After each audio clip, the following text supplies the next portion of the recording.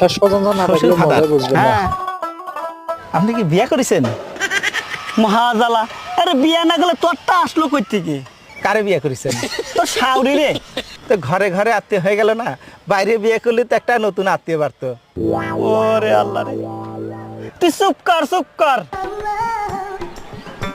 শ্বশুর ফাদার, হ্যাঁ এই যে এত বড় নদী, হ্যাঁ ওই যে দেখি বিল, তা হ্যাঁ। কিরা কাটিছিল?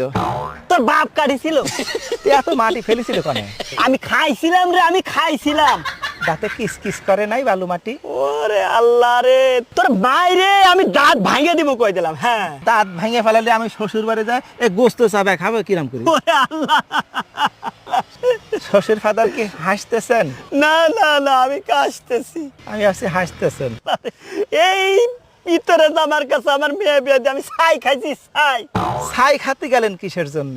আমার কলি তো 2 বস্তা চাল পাঠায় দিতাম। তোর মাইরেই ফালাবো কয়ে দিলাম। হ্যাঁ খালি আমারই দোষ না, আপনার মেয়ের যে খালি আমার কাছে টাকা চায়। কয় টাকা চাই?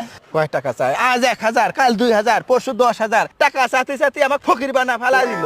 ওরে আমার মেয়ে এত টাকা দিয়ে করেটা কি? আমি কেমনে কব? আমি কি কোনোদিন টাকা দিছি নাকি?